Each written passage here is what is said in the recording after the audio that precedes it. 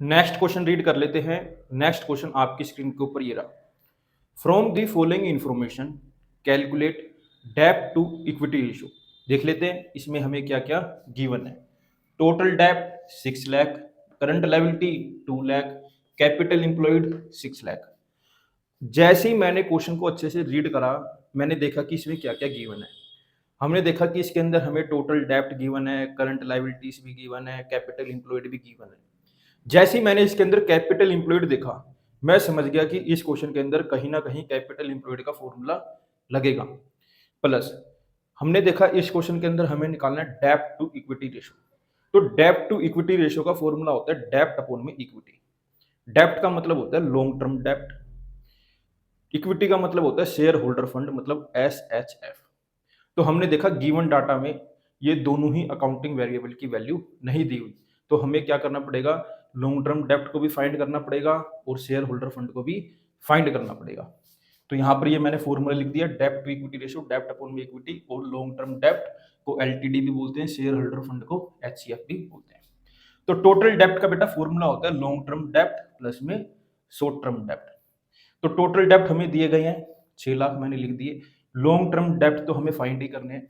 Short term डेब्ट को हम करंट लायबिलिटी भी बोलते हैं, जो कि हमें दी गई है 2 लाख। 2 लाख को जब मैं इक्वल टू के उधर लेके जाऊंगा, यहाँ पर ये प्लस की है, वहां पर जाके क्या हो जाएगी, माइनस की। जब 6 लाख में से 2 लाख जाएंगे तो आएगा 4 लाख। ये 4 लाख क्या है, लॉन्ग टर्म डेब्ट। ठीक है, यहाँ पर हमने लॉन्ग टर्म डेब्ट को फाइंड कर लिया। अब कैपिटल इंप्लॉयड का फॉर्मूला हम देखेंगे लायबिलिटी साइड से।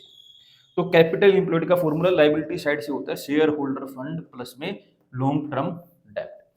देखो, शेयर होल्डर फंड के और कैपिटल इंप्लॉयड के बहुत सारे फॉर्मूले होते हैं। अब मन में सवाल ये आता है, भैया हमें कैसे पता चलेगा कि हमें कौन सा फॉर्मूला पुट करना है। जोन सा डाटा आपको गिवन होगा, वो डाटा रीड करने के बाद आपको समझ आ जाएगा कि हमें कौन सा फॉर्मूला पुट करना है। एक बात का ध्यान रखना, जिन बच्चों को अकाउंटिंग रेशो के अंदर सभी फॉर्मूले याद होंगे, वही बच्चा अकाउंटिंग रेशो का क्वेश्चन सही कर पाएगा, अदरवाइज नहीं कर पाएगा, क्योंकि इसके अंदर आप तीर तुक्के नहीं मार सकते। तो कैपिटल एम्प्लॉयड का फॉर्मूला होता है शेयर होल्डर फंड प्लस में लॉन्ग टर्म डेब्ट। तो कैपिटल एम्प्लॉयड तो हमें गिवन है यहाँ पर 6 लाख, तो मैंने पुट कर ली।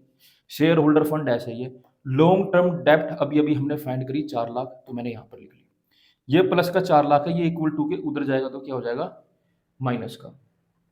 6 लाख में से 4 लाख जाएंगे तो क्या आएगा, 2 लाख। तो हमारा शेयर होल्डर फंड आ गया बेटा यहाँ पर 2 लाख है। अब हम क्या करेंगे, अपने फॉर्मूले में वैल्यू पुट कर देंगे। डेब्ट इक्विटी रेशियो का क्या फॉर्मूला होता है, LTD अपॉन में SHF, मतलब लॉन्ग टर्म डेब्ट अपॉन में शेयर होल्डर फंड। तो लॉन्ग टर्म डेब्ट हमने फाइंड करी 4 लाख पुट कर ली, शेयर होल्डर फंड भी हमने फाइंड करी 2 लाख पुट कर ली। यहाँ पर 5 जीरो से 5 जीरो को काट दिया, ये आ गया 4 अपॉन में 2। इसको 2 के टेबल में काट दिया, 2 1 जा 2, 2 2 जा 4, ये आ गया 2 अपॉन में 1। तो हमारी डेब्ट इक्विटी रेशो क्या आ गई बेटा, 2:1। मुझे उम्मीद है आपको ये क्वेश्चन जरूर समझ आया होगा। इसका स्क्रीनशॉट ले लो।